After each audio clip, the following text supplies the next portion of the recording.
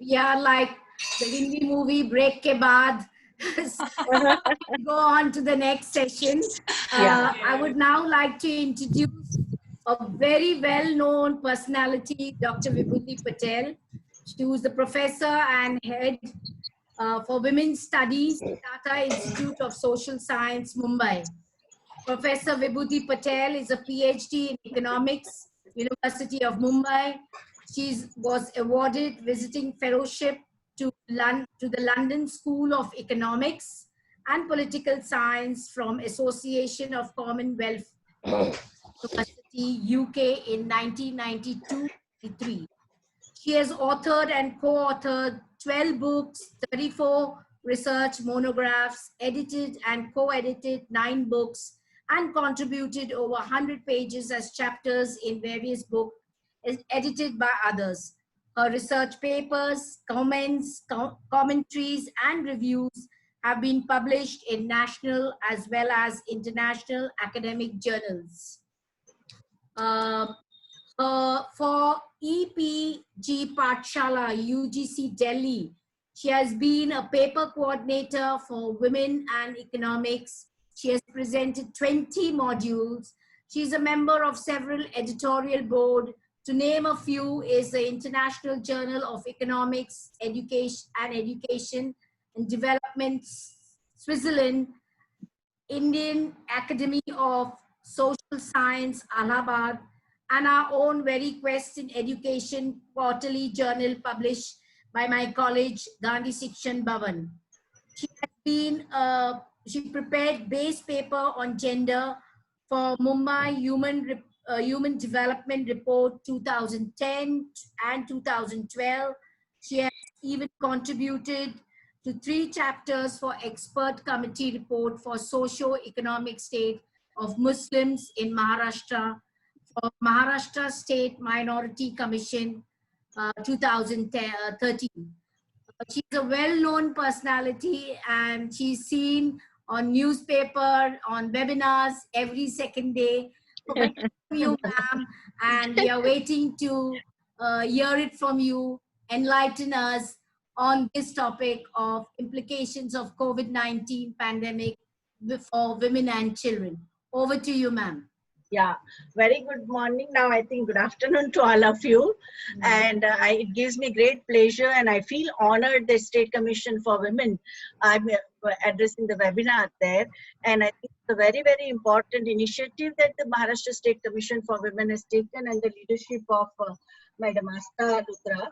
And I would like to thank Dr. Jitendra Aherkar, Dr. Francis, and the whole academic fraternity for coming. This is the lunch time and you are coming, giving your valuable time for this discussion and deliberation on this very, very important burning problem that we are facing under the coronavirus lockdown.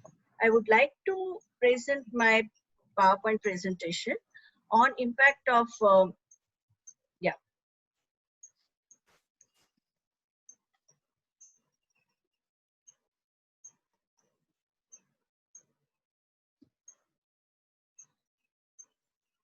Is it visible? Excuse me, can you see this? Yes. Yes, yes. Yeah? Okay, Yes, even second one you can see? Yeah. Yeah, okay. So this is the gender implications of COVID-19 pandemic, women and children. I think it is the state commissions for women and national commissions for women who are leading in terms of highlighting women's concern in this whole crisis. And what we have seen that first, the most important concern that we have is working from home. I think many of us, today's webinar also, all of us are working from home. Care work is a women shoulder the major burden of care work, whether it is elderly care, child care. Hello, am I audible? Yes, ma'am. Yes, ma'am. Yes. Yeah. Then second question is that of online education, which started during the lockdown, like last 75 Voice is days. breaking, ma'am. Oh, so should I use the speaker? Voice is breaking. My voice is breaking? Yeah. Yes. Please use speaker. the online education of children with internet facilities, that is another responsibility with the educated and internet savvy, which is only 8% of the students in India have internet facility. Then the question of children from the poverty groups who are left out, that is also very important concern for the state governments. So many state governments have uploaded textbooks on their website, and both asynchronous and synchronous mode of teaching, I think, is now promoted. Keeping children engaged is also very important responsibility with the women have, because being under lockdown where children are used to jumping and singing and dancing and playing, they feel a bit constrained, and then Dr. Vibhuti Patel, yeah. your voice is very low. We can't hear you. Yeah.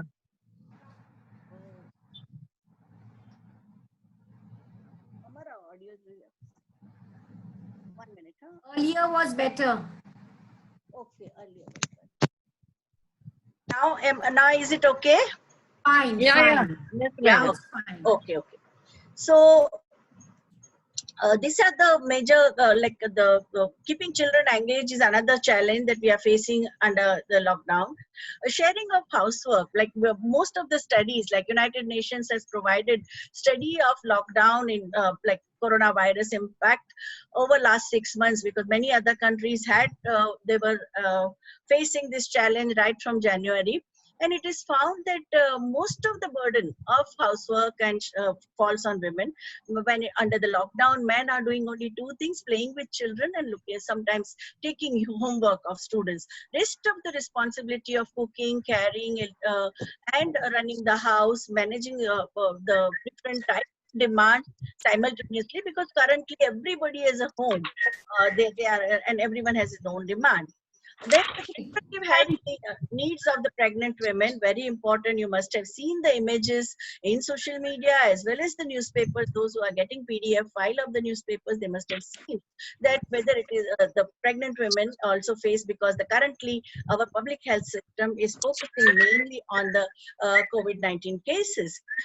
We have also heard that in many countries in the developing world, child marriages have increased. Same in India, because women, those who have been pulled out of the workforce, all this were the girls, even there have been interviews. Delhi, there is an Indian Social Studies Trust which has done a rapid assessment over last 75 days, and they said that the girls who have been taken back to the native place, and they have started negotiating about that marriage. Many of them are below 18.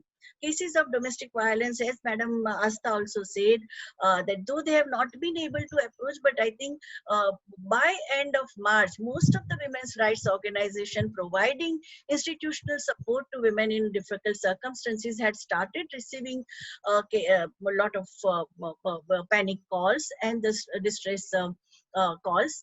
And even National Commission for Women also declared that the calls they received were 3 times more. Because that was the only way they could reach out for some help. Trafficking of women and children, there have been cases reported, because the whole criminal justice system is focusing on the crisis management of related to coronavirus pandemic, like looking after confinement zone, quarantine centers, nakabandi everywhere, so that people don't move from one place to other. So the vested interest and some of the antisocial elements have also got into, and now increasingly, like after the unlockdown, such cases are also getting reported. The problem of migrant women, we know that in the Indian workforce, 30% of migrant people are women. Okay, these are the women who work in manufacturing sector. They are domestic workers. They are ayabais. They are sanitary workers.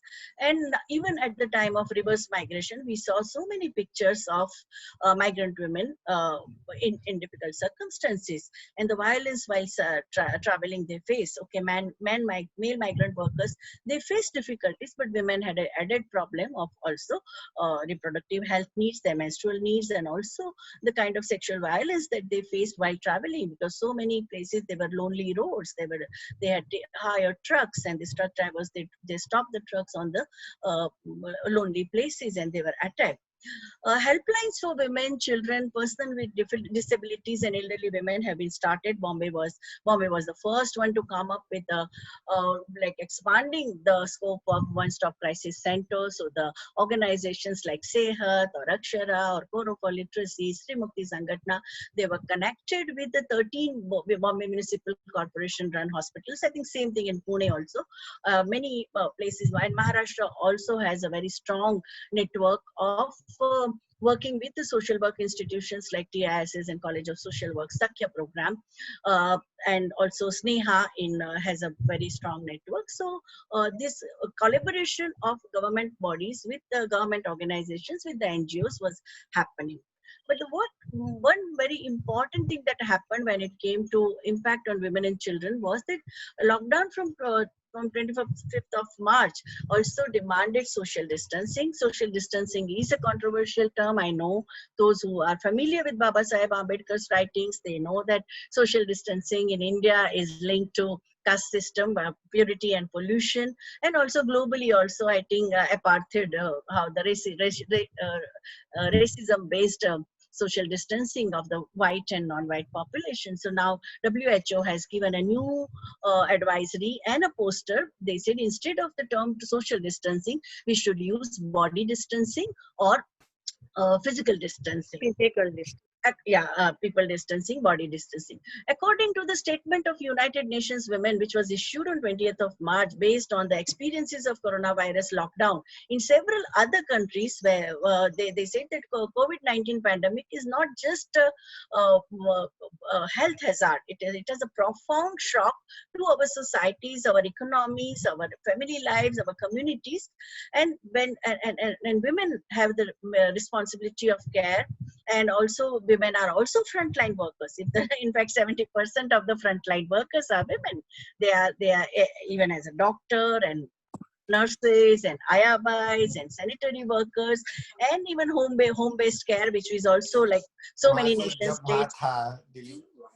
So many nation states also ask that home care is fair, because you go to hospital for COVID treatment, and you also catch up many other comorbidities due to other types of infection.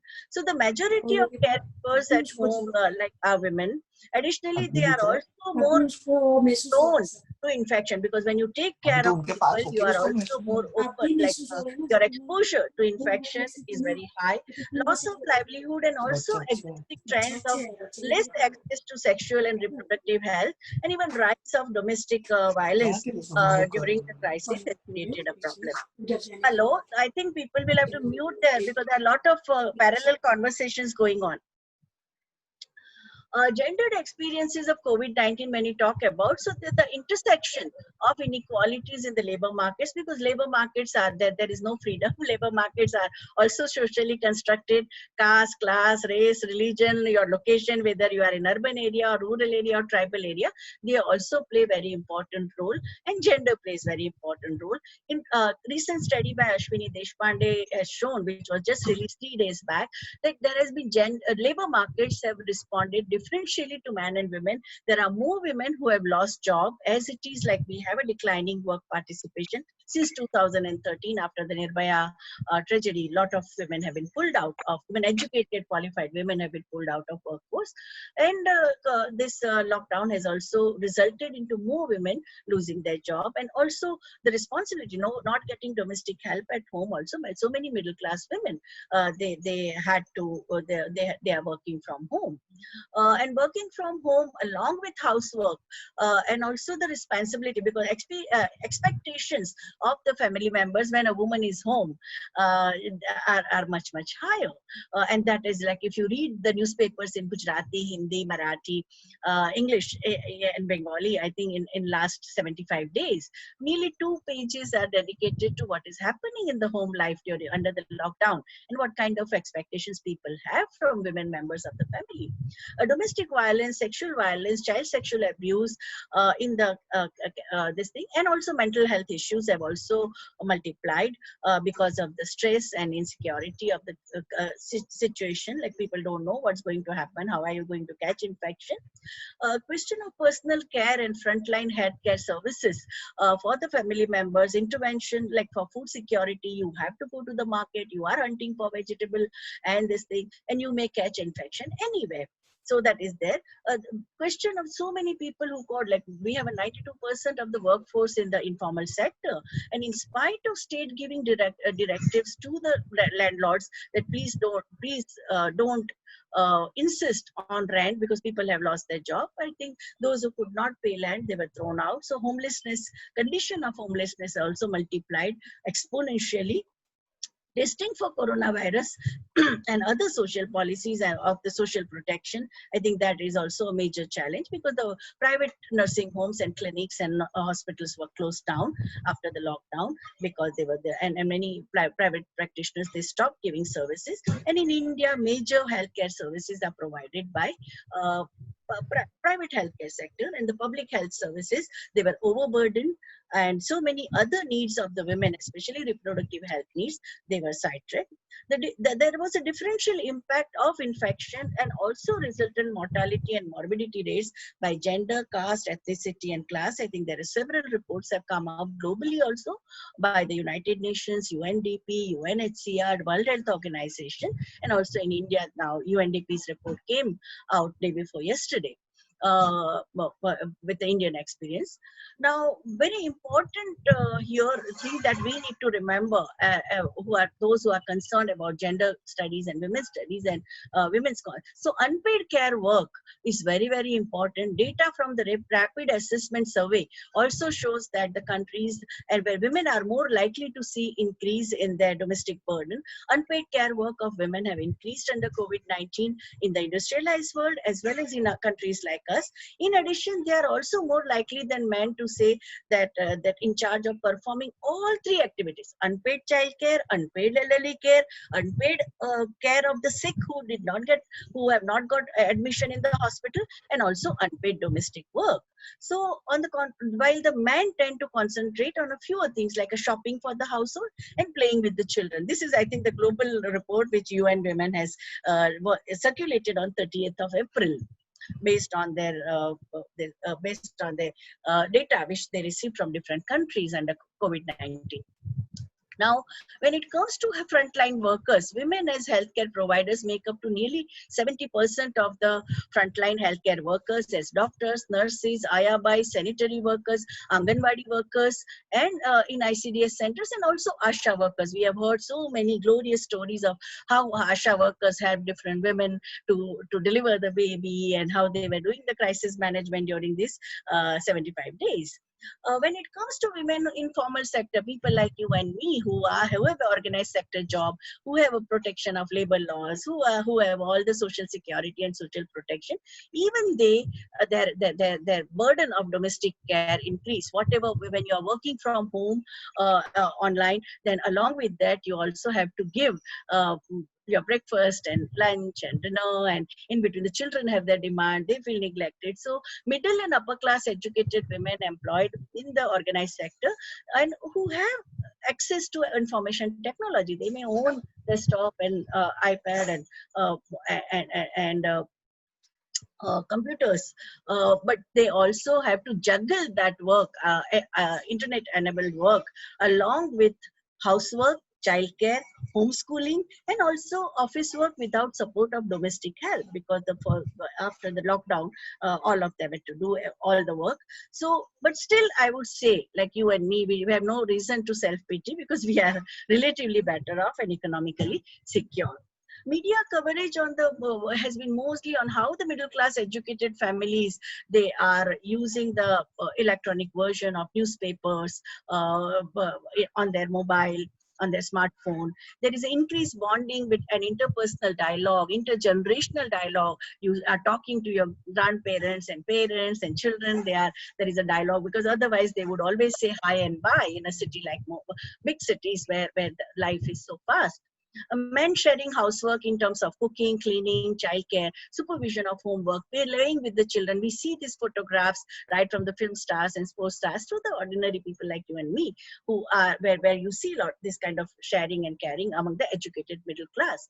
Young men and women involved in community services, taking care of people in the using their phone to for networking, using their vehicles to help people, taking food packets and all that. Otherwise, these children would use their two-wheeler or four-wheeler just to go for a ride. But now there is a community orientation.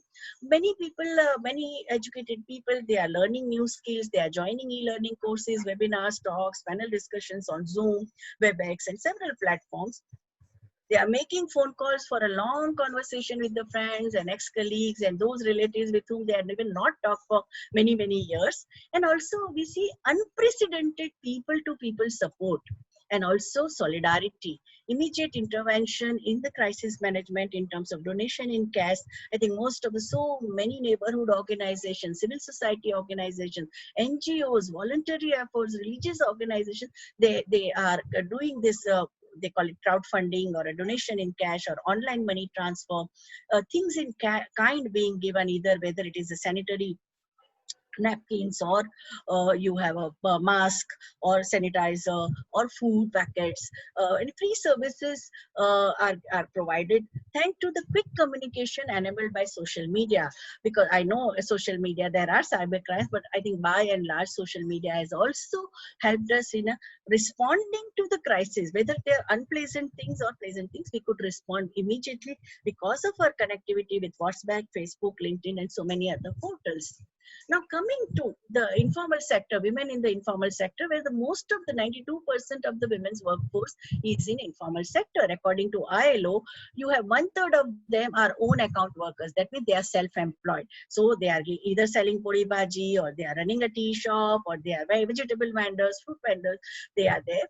Second one is a very big category working in a micro, small, and medium industries. They are in the informal employees in the informal sector, and also they are. A third category is that of contributing to the family work. That they are unpaid family workers. You go to Dharavi, you go to Kumbharwada, you would see everybody is working. Children, women, all of them are working. But in our list as a worker, you would see the man of the head of the household who is listed as a worker. But there are a lot of unpaid workers. So women have a very important role in that. And recent data by Observer Research Foundation, and I quote Madam Banerjee, that in India, 94% of women are employed in an organized sector, involved in work which lacks dignity and social security, decent and timely wages, and in some cases, even the right to be called as a worker. If you are not called as a worker, so many social security and social provision. I think we have Dr. Rajeshri Barhadi, who can tell us about the 2008 Act, Informal Sector Social Protection Act. They are deprived of that. So the pandemic has had a dire implications on the most vulnerable populations, and they happen to be women-headed households. Who are women-headed households? In the official data system, women-headed households are the families managed by widow, separated, single, and women who are divorced. In Maharashtra, they are also deserted women. They call them parityakta, and women who are facing long-term male migration. So they are the most affected during lockdown, because they have their mobility is also limited. Their bargaining power in the economy is also limited. And all the studies over last 40 years have shown that they happen to be the poorest of the poor household. People with disability, they are also they have suffered the most. Pregnant women, homeless people, lonely elderly, socially stigmatized transgender community, and sex workers. Like so many prestigious, very, very big NGOs who provide 1 lakh food packets a day, they refused that they would not give food packets for transgender community and sex workers. And finally, it was the social work institutions like Nirmala Niketan and Tata Institute of Social Science and the voluntary organizations like Garh Bachao, Garh Banao, Andolan. They had to mobilize special resources for support, whether to give them a kit or to later on also started community kitchen, because cooking gas becomes difficult to procure. and lot of black marketing of kerosene takes place. Prisoners and inmates, they are also in overcrowded shelter homes and places where they can't maintain physical distancing. They are also the coronavirus has affected them more. So among the women workers, if we see daily wage laborers, head loaders, construction workers, street vendors, domestic workers, security guards, small scale manufacturing workers like women entrepreneurs, plus people in recycling, scrape and garment industry, barbers are like they are men, but these are the sections which are left out of the they face major crisis. Now, coming to the migrant workers, I think challenges, there has been very responsible media coverage. There is a lot of communication to solve the problems, multifaceted problems and the survival crisis of the migrant workers. The dialogue of the elected representatives with the people, shelter with the utmost care of hygiene. I visited shelter home in Warsaw, and there were 30 toilets for 1,200 migrants. The food was served hot meal in Andheri Stadium. They used to make food in a very big way. The breakfast was made there. So we have seen that some state governments like Kerala, Maharashtra, Jharkhand, they have been very proactive in at least in the midst of such a major, because we are used to handling epidemic. Okay, if there is an epidemic of plague in Surat, it is just in a particular micro location. But when we are talking about pandemic has a very large macro effect, and within that, we, with what honesty of purpose we all are working, that is very important. Universalization of PDS without conditionality of eligibility criteria or domicile. So Maharashtra was the first one to say that whether you have your ration card or Aadhaar card, we will give you. And government took help of the NGOs also for the distribution, so that the vested interest or antisocial elements don't corner PDS. List of beneficiaries to be prepared by a collector's office. Now it is easy because of Aadhaar and because of election card, and so much IT has, information technology has made it much easier. A supply of water tankers and mobile toilets in the confinement zone, in the camps, shelter camps, and this thing. And health post of government organization, and also telling the directive, sending directive to the private sector that they have a social responsibility. They must start their clinics and nursing homes and hospitals. Otherwise, they should give it to the state. So I think that kind of advisory, Kerala was the first one to give, but Maharashtra also. And now Maharashtra is working in harmony with the experts who have experienced doctors and medical hospital administrators from Kerala. They have also come to Maharashtra and facilitating that. Special focus on reproductive and child health. I think within 15 days of lockdown, I think so much of UN cry was created, and I think even the health department, public health department also immediately responded. They gave 3 lakh packets of sanitary towels to TISS for distribution, and they contacted the NGOs, and even when it came to the counseling for the telephonic counseling for the pregnant women, lactating mother, those kind of things also started happening. Helpline for counseling services for children in distress, women survivors of domestic violence, elderly people in distress, that was also created. And repatriation of the migrant people to the rural homes, that became a very important agenda by April. Payment of arrears of the workers by their employers. I think that is the Waterloo.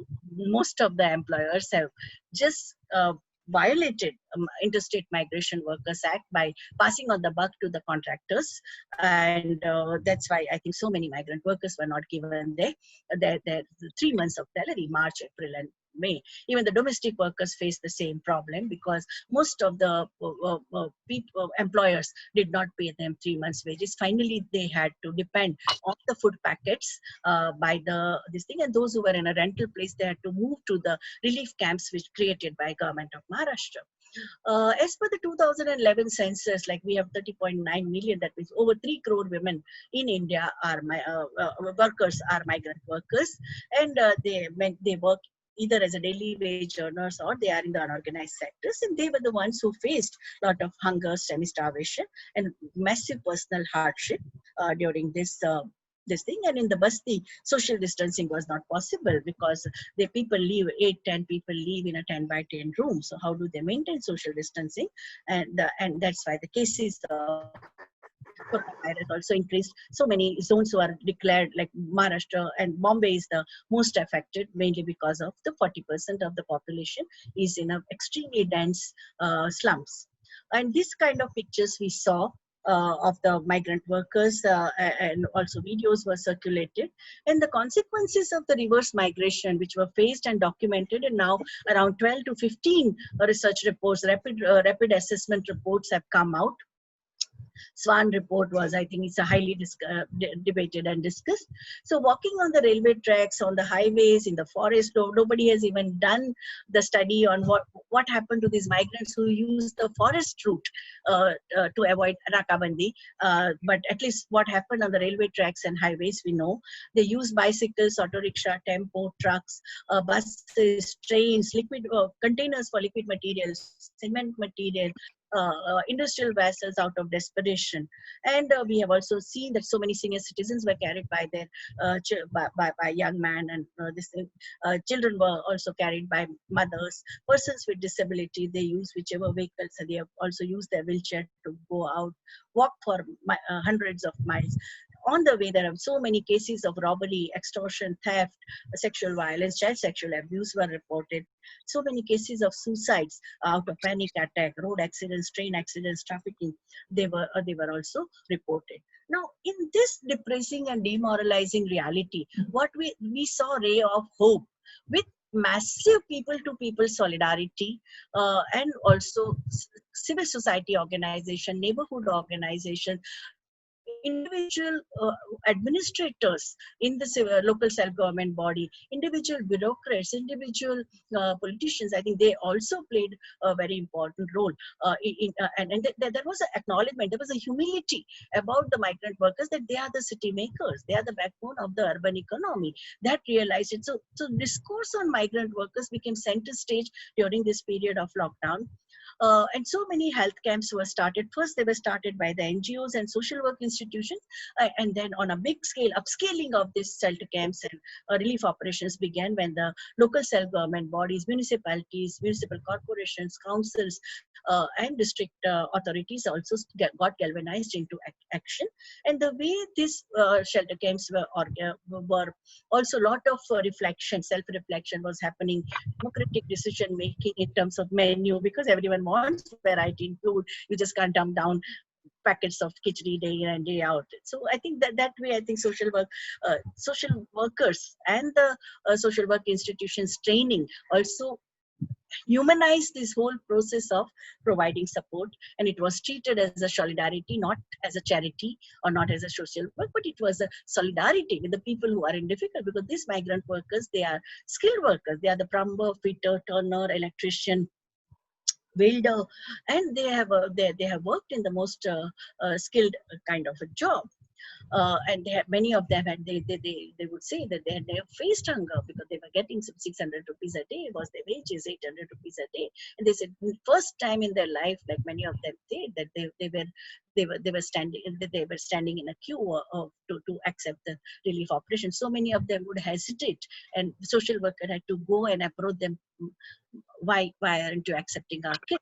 And they said, "Bahut sharam aati hai, but don't think, you have helped us now. In future, we will help you." No, even that promise they were giving. So such a dignified way of behavior.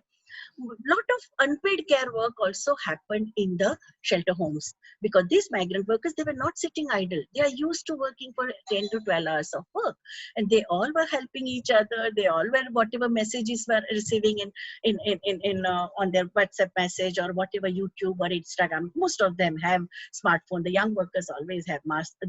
They were sharing information. They were helping in making chapati, because in a shelter home for 1,200 people, like in Bhiwandi, 6,000 workers, like you make food, you need minimum 12,000 chapatis. So all of them are pitching in. All of them are workers, and they were also volunteers, because they say kuch nahi kar rahe, lockdown hai, we are just sitting in the shelter home.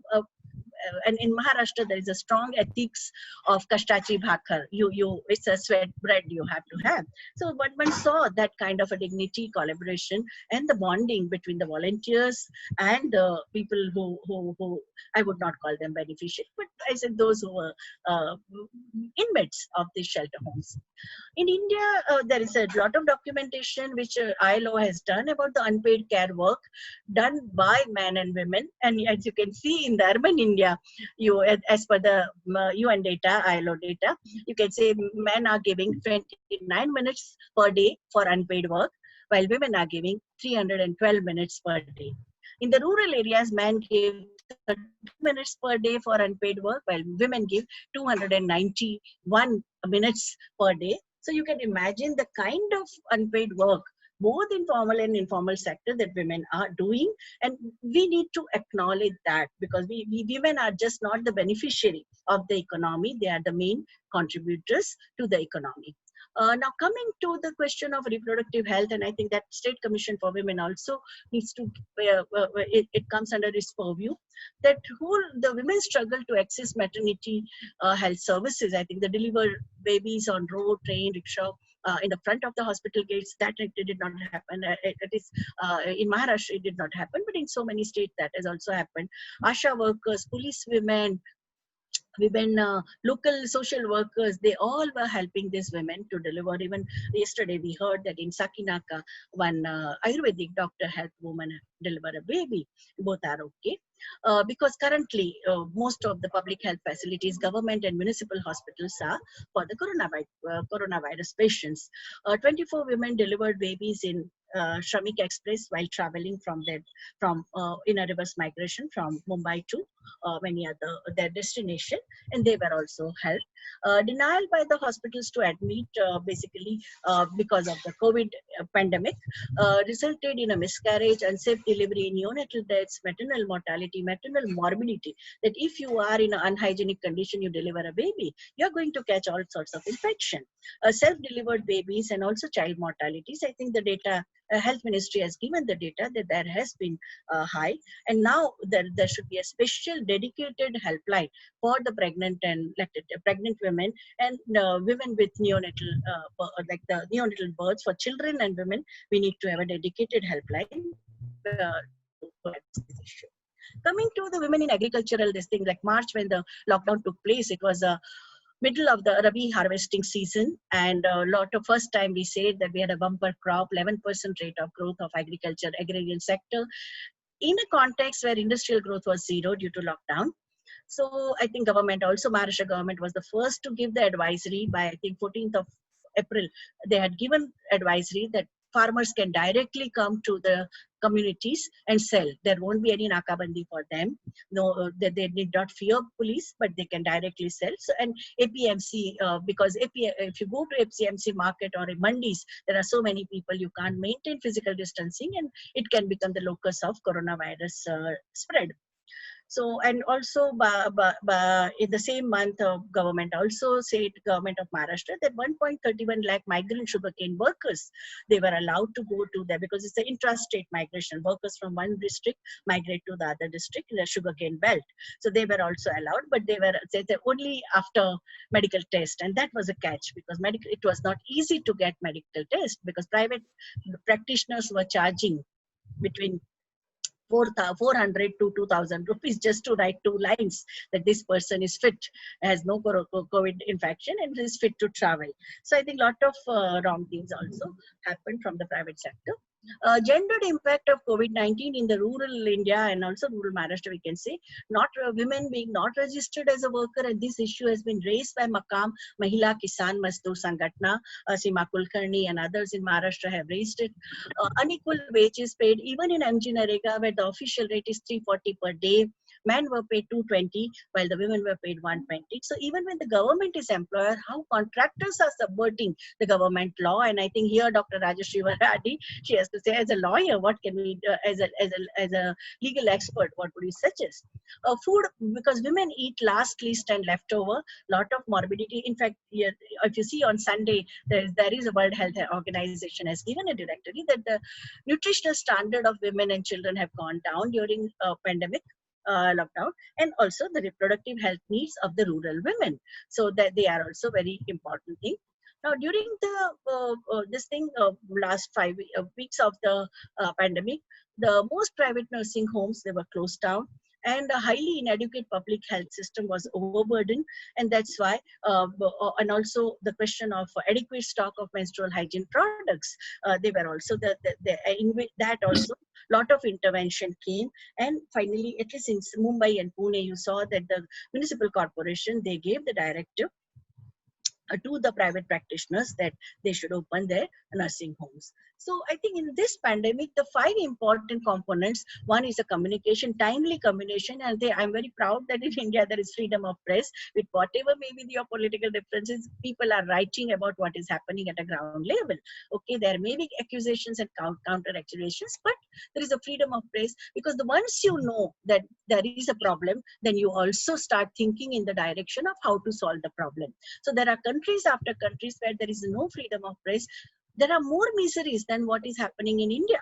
Okay, but there is nothing is being reported. So dialogue among GOs and government organizations and non-government organizations, state and non-state actor, civilians, and people in power, I think very important. We are now using the technology for a quick communication. Relief operations are in a big way, large scale, they are happening. Whatever resources we have, whether they are physical resources, material resources, health resources, intellectual resources, I think we are directing our energy into that. And along with that, what is happening at a micro level, at a meso level of the state, I think we need appropriate policy. That's very important. And that's why we have seen that in last 75 days, so many new policies, as per the change in the reality, the new policy interventions were made. The major concerns of the women's rights organizations have been ensuring of delivery of reproductive health services, sanitary kit, menstrual health supply, and maternal health. Also, special focus on all the pregnant and pregnant women, lactating mothers, and also whatever has been halted, for example, vaccination of children, polio vaccination, triple vaccination, that was for some time it got impaired due to coronavirus. I think all those services have to be resumed, because these children need to be inoculated. Ensure availability of curfew passes to all family members of pregnant women wherever there is curfew, because that is also according to the intensity of coronavirus. Every day you get new advisory. Balanced diet for pregnant and lactating mother. Make provision of 90 days of wages to all pregnant women from third trimester with infants which are less than 6 months, because they need to feed the baby. Services of women's helpline, short stay homes, child helpline, they should be fully functional. And I think now the media is keeping tab of it, because I am a volunteer for social apostolate of Bishop. And there, the moment one helpline did not work, 1091, immediately I got call from PTI, Press Trust of India, ma'am, this helpline is not working. So I think this media monitoring is also very useful. And also it should be treated as, all these helplines should be treated as essential services, including the cases of domestic violence. And these domestic violence cases are not only spousal violence, domestic violence cases are also violence against children, violence against elderly. Okay, so that also we should keep in mind. Directory of support services for stranded students, or for the women who are health workers, or people with disability, people transgender community, they are also now created online PDF directories are circulated. Combating increased child marriages, and that Joint Women's Program has done the documentation that during this last 3 months, how many incidences of child marriage, because children are now making panic calls to women's organization that they are forcibly married. So I think combating increased child marriages, and also gender-based violence, and I think National Commission for Women in 3 months, I'll come to that. Now, another very important thing with the social work institutions and the voluntary organizations have done is a need assessment, because it is very important. Our experiences of relief operation shows that if you blindly give the relief work, it will not go to the deserving people. So the mapping of need assessment is very important. Who needs medicine? Who needs food? Who needs clothes? Who needs different kinds of services from the social workers or a counseling. I think that is very important. Here, these are volunteers from Vacha, which is working on 16 bastis in Mumbai. They are doing need assessment for their relief operations. So interventions of volunteers from educational institutions such as SNDT University, Bombay University, TISS, management institutes, I think is very important, and we need to appreciate that. And I think that happened. Even the Supreme Court of India yesterday accepted the role that played by voluntary organizations. How many young boys and girls have volunteered for community kitchens to cut vegetables to the here the gender-based division of labor also got broken because people were just doing everybody did work pitched in. Networking with the supply chain of grocers, farmers, small producers, using your mobile for that, and telling farmers not to sell their lauki for 2 rupees and potato for 5 rupees, or tomatoes for 50 paise, and tell them that, okay, hire a tempo, come to our neighborhood, we will give you market price. No, so those kind of spontaneous solidarity action also happened. Coordinating with the GOs, all these young educated people, they also coordinated with the local authorities for regular water supply, for LPG supply under Ujjwala scheme, micro planning, need assessment, identification of the special needs populations. What are the needs of the elderly people with diabetes or heart condition, people who are excluded due to caste, because there were areas in which people were excluded just because they happen to be from certain caste or certain religion, or transgender people or sex worker. So I think seeing those who are excluded, they don't die of starvation, keeping that also, these young boys and girls did. Preparation of audiovisual clips, messages, short documents, so many, dozens of short films have been created by the media. Now we have a BMM, a Bachelor of Mass Media courses, and these students have focused on those neglected aspects in their documentary and uploaded it on Instagram or WhatsApp, social media. Preparation of educational and recreational material. I think Dr. Francis and the team also, they have been doing that. People are creating lot of educational material, even recreational material for children, because they are not able, they are confined to their homes. Using personal vehicles for relief goods. So many webinars, Zoom talks, panel discussions for the very, very grave, burning day-to-day problems of the people, they have been done. Even in the camps, relief camps for the migrant workers or homeless people, they are also not only just giving them 3 meals a day, but they also, that the people talk to them, there is a lot of bonding, and also films are screened.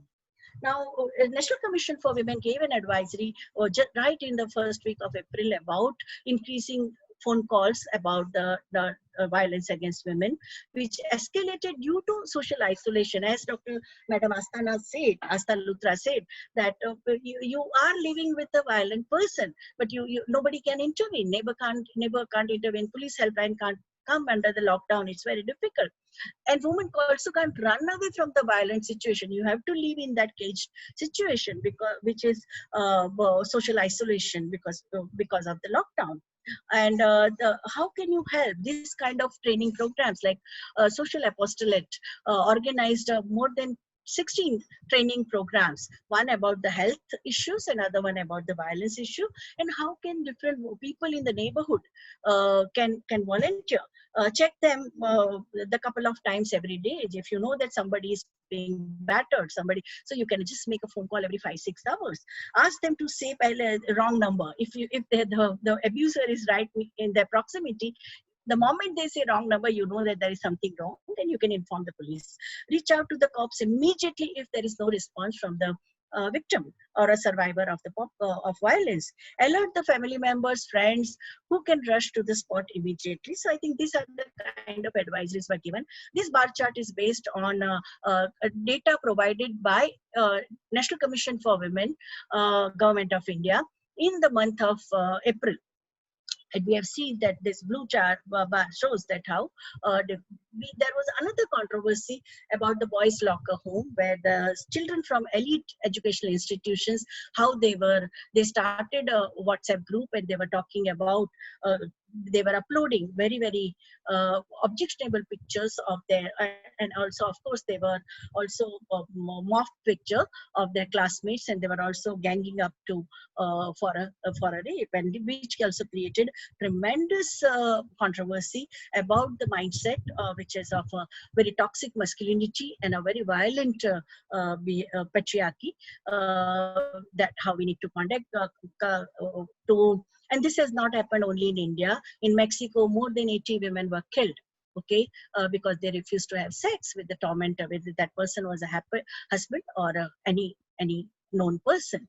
So UN also came up with an advisory. UN also came up with a training module that pathways of linking pandemic and violence against women and children, and how community, society at large, government bodies and voluntary organizations can come join their hands to fight against both immediate support to women survivor or children survivor of violence, and also long-term changing of the mindset of violent behavior, the how to change them.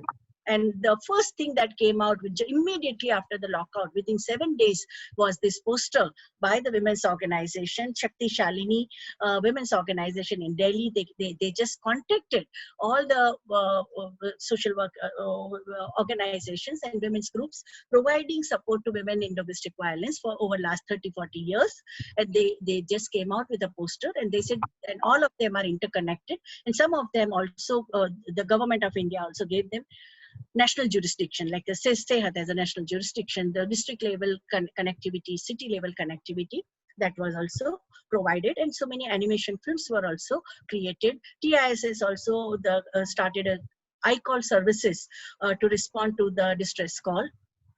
And NGOs also started responding to the distress calls from stranded migrants, stranded students. Students were evacuated from their hostels because of the coronavirus. Domestic workers, daily wage workers, hungry people. That if this kind of this thing, how could they?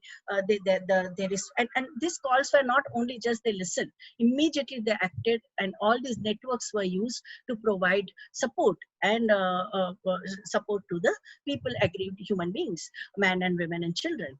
And this was across. It's not only for the poor people, because there were so many calls even from the affluent areas where a woman, a young mother says that I don't have milk, and volunteers would arrange that they get milk for the baby. No, so this thing. So now coming to and in response to this massive outrage and massive distress calls, so many helplines were created. One-stop crisis center, BMC was the first one, Bombay Municipal Corporation. They came up with a separate allocation, a special allocation of beds, because if it was difficult for them, there was a threat to the life in the family, then they said they would give them shelter in the hospital. So one-stop crisis center, and all these are mobile numbers and helplines, so that 24/7 people could contact them. Sneha came up with their 5 mobile numbers. Sakhya came up. Government of Maharashtra, State Commission for Women also gave a special notice in the newspapers about the helplines. Now, finally, now coming to the recommendation, because Asta Madam also said what can be the recommendations. First of all, the reduction of social inequality in care services. So I think we have to expand the care services so that everyone is included. COVID-19 has unmasked the ugly face of our society, where open wounds of 21st century are oozing. Atmanirbhar Bharat Abhiyan of Government of India is considered by and large as an economic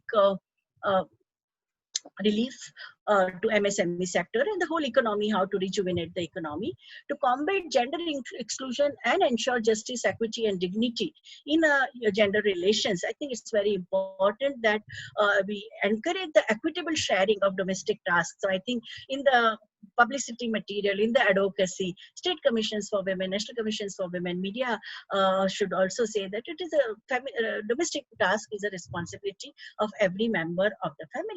It's not only women's job. That would be a very great service, and I think even globally UN and WHO have recommended that. Ensure increased access to sanitation and emergency shelter to people in difficulty. Implement protocol and train authorities on recognizing who are the people in distress. I think some orientation program for the counseling and for even recognizing people in variety of distresses, and how because we have resources now, the Chief Minister's Fund, Prime Minister Care Fund, people have donated quite generously. But to use these resources, we don't need only funds, we need functions and functionality. So I think functionaries should be told what are the kind of functions that they need to have. Consultations of government bodies with the civil society organization, the kind of initiative which State Commission for Women has taken today, that the government is reaching out to the people. I think this kind of consultations are extremely useful about the various types of implications of coronavirus and the lockdown, and in future such pandemic take place, how are we, what kind of disaster preparedness do we have? So they are very important. So equal access to information, public health education. Now for the first time, public health has become a central concern for whole society. It is not. I really do agree with whatever you are saying. It is so beautifully said. And I would just say it's such a wow presentation. You have covered every aspect of it, ma'am. We might have to stop a little bit because the Zoom will close up at 1:30 sharp. Yeah, so I'm just, this is my last slide. Yeah, so this, in terms of urgent need, it's a safety and personal protection equipment for frontline workers, water and sanitation. Labor helpline is very, very important. We have all other helplines, but labor helpline in regional languages like Kannada, Gujarati, Odia, Bengali, they are very, very important. Arrangement for the safe return of migrants and those who have lost their wages. I think we need to have cash in there. There should be cash, and that's what all economists world over are talking about. When it comes to learning through electronic media, we have to find out more and more use of FM radio and television channels.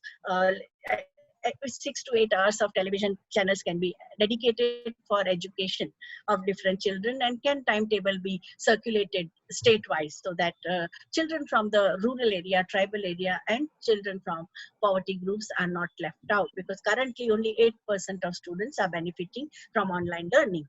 And that's why the last one is that along with the human rights organization, state needs to come out with the very, very human rights oriented protocols for the prison authorities, for migration center, for quarantine center, confinement camp, for people with disability, and also the kind of psychiatric facilities that we have, and also for the confinement zone. These are some of the references which I am sharing with you, and yeah, that's it. Yeah. Thank you so much, ma'am. You are really excellent. I really admire your knowledge, your commitment towards gender. You have covered all aspects of women in during COVID-19. You have given us the presence, realistic scenario. You have allowed us to see the positive and the negative side. We would love to listen to you, and you could go on and on. But due to time constraint, I had to intervene, which I'm very sorry. I would like to now invite the next speaker, Dr. Rajyasree Varadi. Ma'am, I would like to introduce you as the head of the Department of Law, University of Mumbai, Fort. She is the former member of Maharashtra State Consumer Commission, former IC Director of University of Mumbai Law Academy, former warden of Madam Bikaji Rustam Kama Girls Hospital, Marine Drive. She's represented India for the International Visitors Program on Humanitarian Responses to Crisis and Disaster, a multi-regional organized by the Department of State, Washington, D.C., USA. She has many intellectual academic achievements to her credit. Her UGC minor research project was on rehabilitation of destitute and exploited children, problems and perspective, with special reference to metropolitan cities in India, submitted to University of Mumbai in 2008. She was honored and received many honors and received several awards for academic excellence. She has several research papers, articles to her credit, edited books, been a resource person and a member of various committees. She's also a research guide and has 6 students granted award under her able guidance. We welcome you, Rajyasree, Dr. Rajyasree Varadi, ma'am. We would like you to give us your insight on this topic. Over to you, ma'am. Good afternoon, everyone. Dear Dr. Vibhuti Patel, Professor of the Center for Gender Studies, TISS. Dear Astha Luthra Madam, Member Secretary of State Commission for Women. Francis Madam, Secretary of National Council for Women and Children. Our dynamic Dr. Jitendra Aherkar, Principal of Amlani College of Commerce and Chairman of the National Council for Women and Children. Other principals, lecturers of colleges from states and Mumbai, other distinguished guests, participants, and dear friends, students. After Dr. Vibhuti Patel stated and covers all aspects, I think nothing remains for me to say anything. I would like to echo the feelings expressed by Dr. Vibhuti Patel. I should say and wind it up. But as first, I congratulate Maharashtra State Commission for Women for organizing this webinar, which is the need of an hour. Women, children, COVID-19 affects. Women are part of everyone's life. Means she takes care of house, she takes care of family. She takes care of almost everything. She is a person who is working for 24 hours without having any rest. Children, they are asset of the nation. We have to take care of children. And COVID-19, when it is declared by World Health Organization as a epidemic, it was a shock for the people at large at global level. In December, first patient was found in Wuhan, China, and thereafter it has started spreading all over the world. Maximum patients are there in America. Lakhs of people are died. America, Spain, Germany, Italy, India. India is affected, but in India, number of death is less compared to other world countries.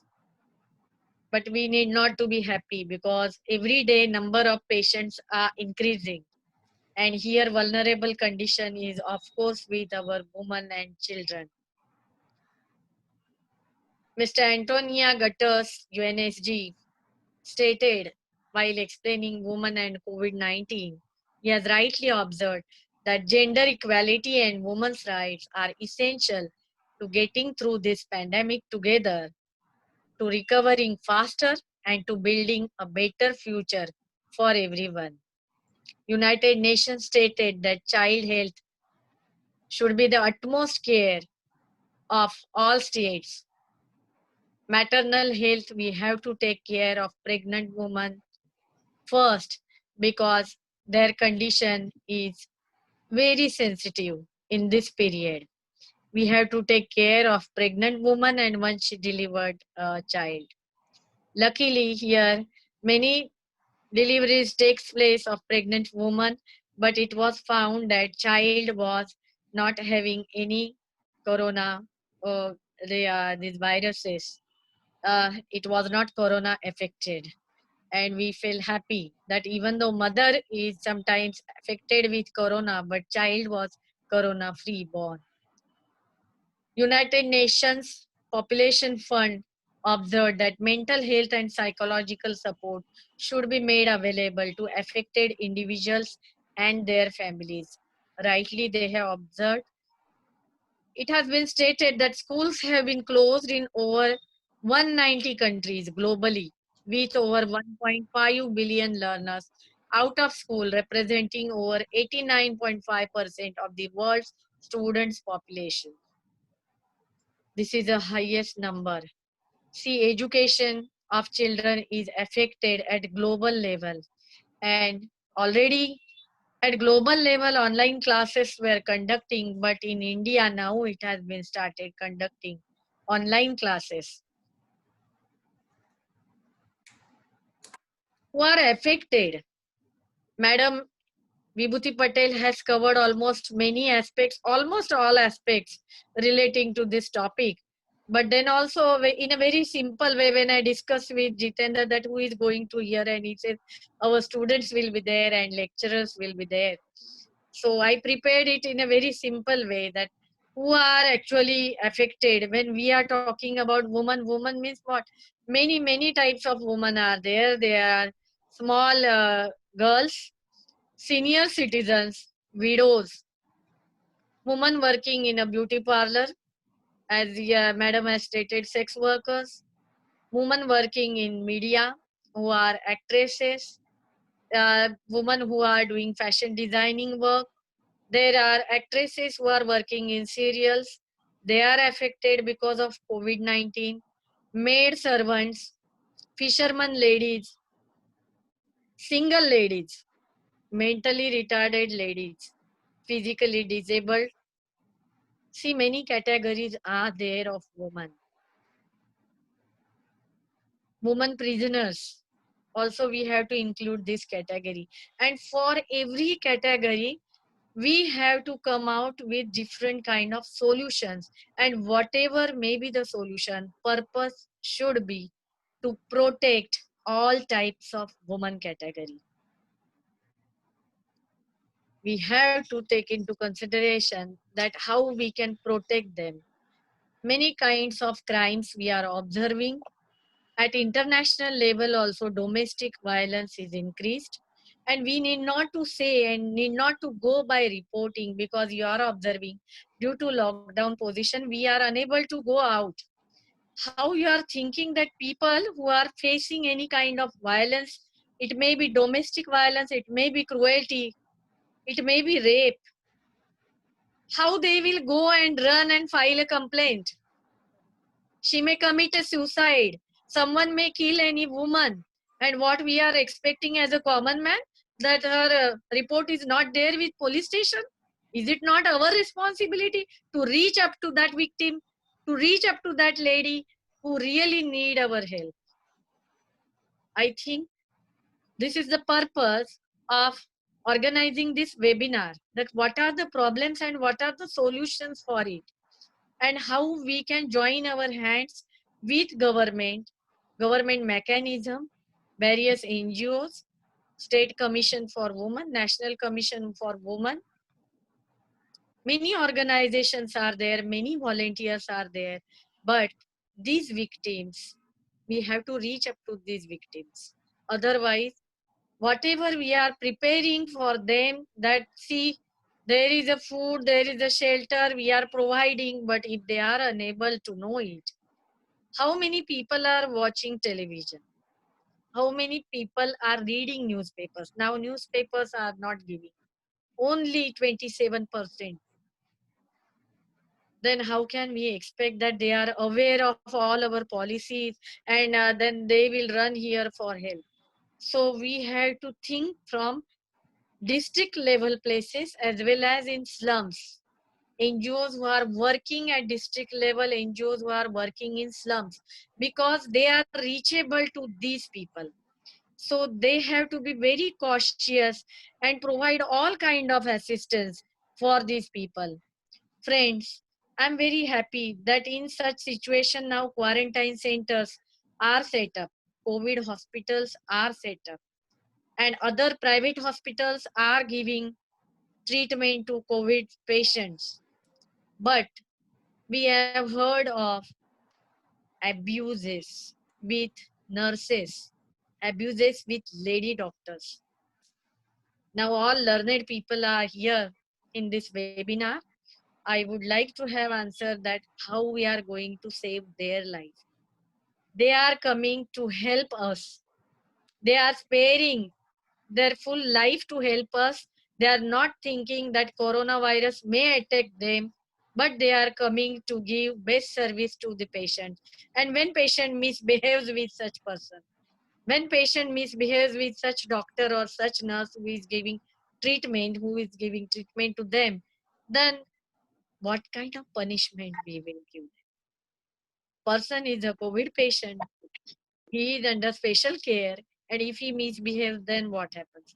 We have to think from all point of angles, and I think in such situation it is responsibility of that particular hospital their directors, their in-charge superintendents, in-charge superintendents of quarantine center, in-charge superintendent of COVID hospitals, rehabilitation centers, that they should take utmost care of nurses and lady doctors, that no one should misbehave with them.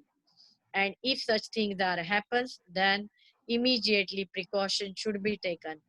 Now, about patient, if any lady, any girl is a COVID patient and she is in any ward, that what kind of care we are providing to, whether she is safe, because it is learned that in COVID care hospitals, very few nurses and doctors are going and there is no rush at all. In full ward, only few patients are there and they themselves take care of each other. In such situation, they are totally dependent on the colleagues who are their colleague patients. And if they take care, that is good. But if they abuse them, that what answers we have? We have to take care of all these things. Robbery and theft offenses are nowadays affecting. Now, women are most vulnerable, especially housewives, especially working women. Now, even offices are closed, they have to work from home. And they are working from home means up to what level? They have to do their office work, they have to conduct webinars, they have to do their office work from computer, they have to do their household activities. Maid servants are not there. It is totally affecting health of woman who is working in her house. I think very few houses, it has been families, very few families are there who are providing their extra help to their mother or sister who are working in house. But in many houses, only ladies are taking care of all these things, bringing vegetables from outside, whatever, bringing milk from outside, whatever they have to do, window shopping, they have to do it. Again, come back home, take care of all these things which are required to do. And then also they are doing their office work. It has given tremendous mental stress and it is affecting ladies' health a lot. How we are going to take care of all these things? Officers are thinking, government organizations are thinking, work from home, it's very simple to say, but work from home gives double pressure on their mind. Children, our children, they are not happy, they are locked down in houses. You know, if we have to develop our children, they should be set free, they should go and play in garden. No, they should go to school, they like to meet their friends every day, they enjoy when they are coming back and going to school by school buses. They are missing all these social activities. It has also affected children's minds. That's not good for their health. No one realizes that how slowly it is affecting their mind, and we will come to know it after 1 and 2 years. COVID-19 situation is not going to end up within few months. We may live down lockdown.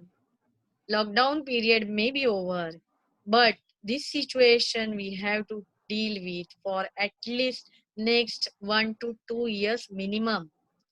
Now this year, children education is affected and now online classes are suggested.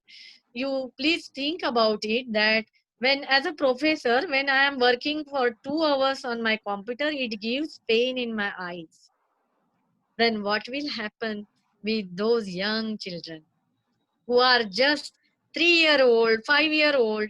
In many schools, they have started their online classes. I really request Luthra madam to look into this matter and take it with the state government also, because we have to take care of children. Even though UGC declares that schools and colleges will be open from August 15, 16 onwards, but in many schools, private schools, already classes are started and young small kids are sitting in front of computers. That's not good for their health. They may sit it there for 10 minutes, 15 minutes, I understand, but it's not worth to sit besides computer in front of computer for 1 and 2 hours. It's surely going to affect their health. We have to think about this. Maid servants position is vulnerable.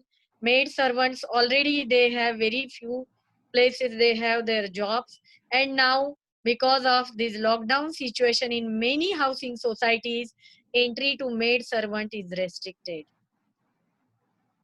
Now, as a good person, I am giving salary to my maid servant even though she is not coming because she is supposed to run house. But whether this is happening in every house? No. We cannot imagine also because all people are not having any sound position. So in some of the houses, only elderly people, senior citizens are staying. So they do not have any kind of financial resources by which they can give it to others. They have to think about their own livelihood. Vulnerable condition of elderly people and medical these young senior citizens is worst because the senior citizens are alone in their house. This loneliness gives also nervousness. It affects their health. How? How we are going to deal with this situation? We have to reach up to all those people who are unreachable. We have to reach up to unreachable people. Due to this COVID-19, economic effects are there. Unemployment. How we are going to give answer for unemployment? It has resulted into unemployment of many people. They have lost their jobs. Many women who are working in several industries, they have lost their jobs. It's difficult for them to run their house. Our honorable prime minister has given rupees 500 direct fund to their accounts of poor people. That's good, but that is not sufficient. We have to create some other source by which they can earn and they can run their house. That is most important.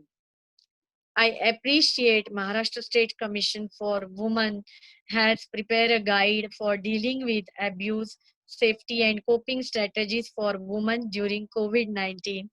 Everyone, I suggest they must go through the website of Maharashtra State Commission for Women, where they have given answers that if emotional or verbal abuse is there, what you have to take care. If physical abuse is there, sexual abuse is there, then how you have to take care of these things. Financial and economic abuse, mental and psychological abuse, as well as culture abuse people are facing, and they have given answers. As a law person, I wish to point out a few important rights which are guaranteed under the Indian Constitution. Part 3 of Indian Constitution guarantees us Article 14, right to equality. We should give equal treatment to all. In COVID-19 period, ladies or women are not getting equal treatment. Article 15 stated there should be no discrimination on the grounds of race, caste, creed, religion. Article 19 stated about right to freedom. Article 21, very important, it says about right to life and liberty. When we say right to life and liberty, it covers almost all rights which we need for our fullest development in all manner. Article 21A stated about right to education. They have right to education, but in this pandemic situation, we cannot guarantee it because even though we have started online classes, as madam also has stated that online classes are available for only 30% of students, and in case of our postgraduate courses, we have observed 50% of students are taking benefit of right to education. Article 23 stated about prohibition of trafficking in human beings and forced labor. We cannot say that all children are safe. We have experienced child abuse and child labor problems are there. Article 24 guarantees prohibition of employment of children. Children should not work in where hazardous work is going on. Children, we should not give them any kind of work. It is, when we say it is very easy, madam, but in slums, and as we have agricultural sector more than 70% in India, many children are working in agricultural field. They are working even in many sectors, even on dhabas and hotels, and they are working to run their house. They are working to earn something, and we say that they should not work, but then we should give them money so that they can satisfy their hunger needs.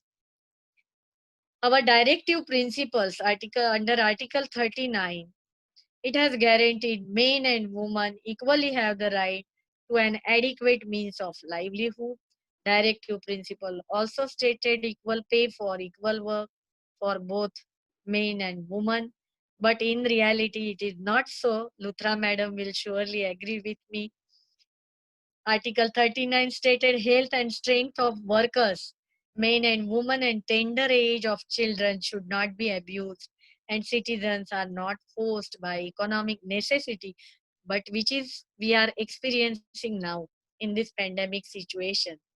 We have observed migrant workers' situation, how they were walking miles and miles without having any food. Some of the migrant workers, they died on railway track.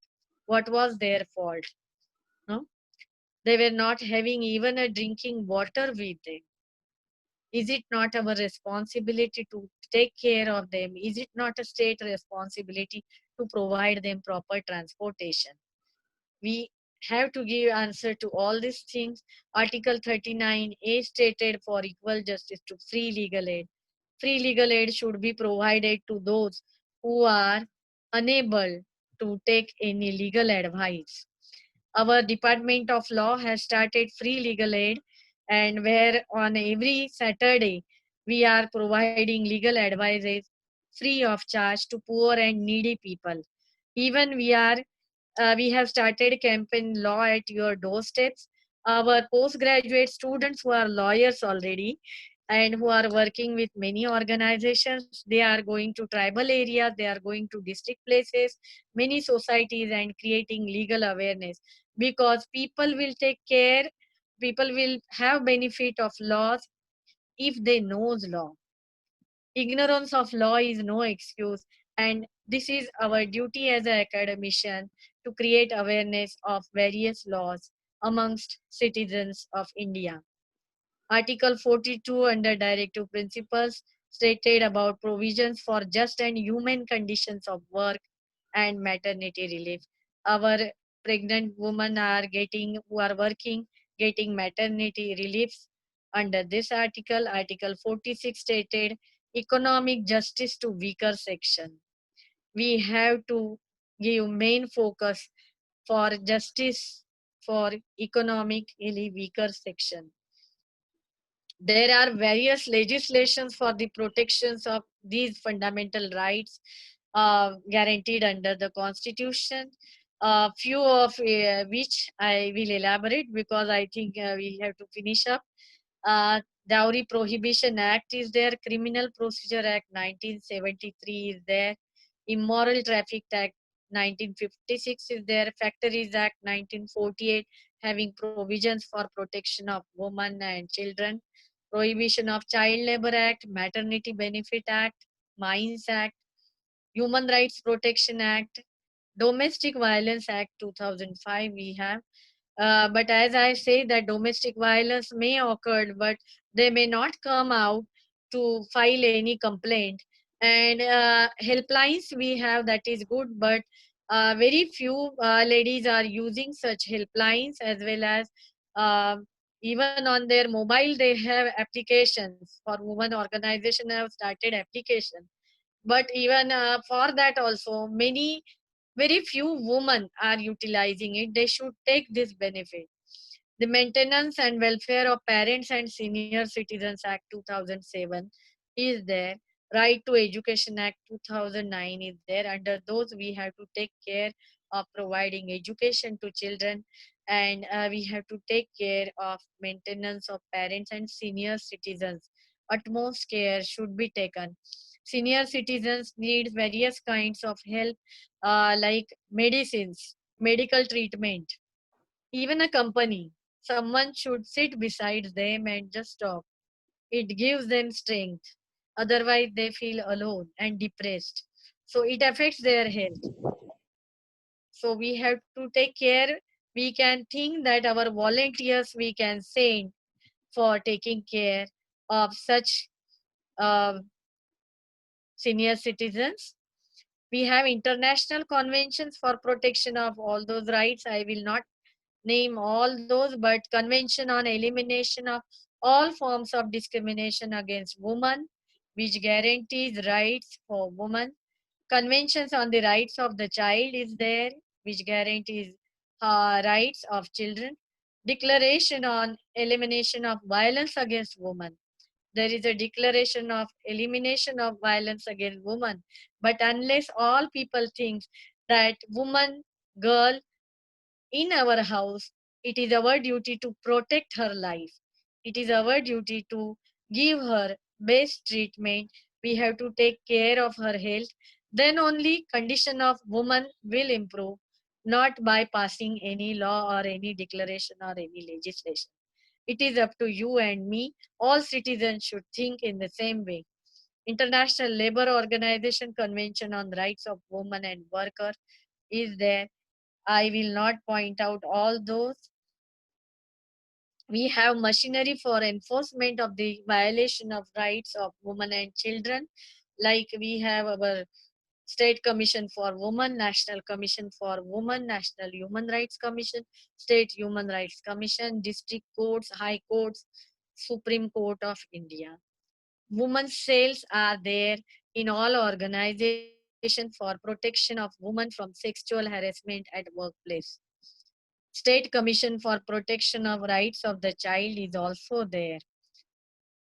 I just wish to mention one and two case laws as a law person while winding up. Maneka Gandhi versus Union of India, very famous case where Supreme Court held that right to life includes right to liberty and freedom of movement. In this case, petitioner's passport was seized during emergency period by the passport authorities without following their procedure under the Act. Supreme Court held that this is a violation of Article 21. Central government must follow their own rules prescribed under the Act and due process of law should be followed. Here I wish to elaborate right to life includes right to liberty and freedom of movement, which is in danger in this epidemic period. We cannot move out freely. If we go out, we are under tension because no one is there on the road. If ladies are going out, they really feel scared. And what kind of security we are providing to them? So, madam, please take care that how we can extend our best help to the such women, girls who are compelled to go on work. Means some are working with hospitals. How these nurses are traveling. Security personnel, ladies are there. They are traveling alone. In such situation, imagine now trains are not working and only buses are running. Very few buses are there where total rush is there. Very few taxis are there. So if any organizations, governments are calling these girls, women on their work that they should resume their duties, then they should give facility of transportation from their house to their office. At least this much can be done. It will be better. And in another case of Mohini Jain versus State of Karnataka, it was held by the Supreme Court that every citizen had a right to education under the Constitution, which is now we are facing right to education. But slowly we are hopeful that situation will improve. Under Husainara Khatu versus State of Bihar, it was observed that right to free legal services to the poor and needy people as an essential ingredient of reasonable, fair, and just procedure. Sorry, madam, I just have to intervene. Yeah. Zoom might wind up in another 2 minutes. Oh, then I Actually will. goes off. Okay, then I will, I think, conclude because you have to wind it up. Okay. So we have to take care of the people who are working, who are girls and children who are living in slums, and we have to provide them best sanitation facilities, medical facilities, medicines. Thank you very much Yeah. for giving me Thank you, ma'am. opportunity. Sorry I had to intervene because the Zoom will Okay. go off. And on behalf of Maharashtra State Commission for Women, Madam Luthra, Asta Luthra, and VL Amlani College, Dr. Jitendra Ahirkar, I take this opportunity to thank you all, the resource person, the participant, the resource person, especially for the valuable contribution. If you see on the chat, everybody is thanking for such an amazing session and for enlightening us on the topic of implication for COVID-19 pandemic in women and children. I just like to end up with a quote: no relationship is all sunshine. No relationship is all sunshine, but two people can share one umbrella and survive the storm together. So let us hope and pray that we have gender equality and we will come out of this pandemic as soon as possible. Thank you, ma'am. Thank you. Thank you. Thank you, ma'am. Thank you so much.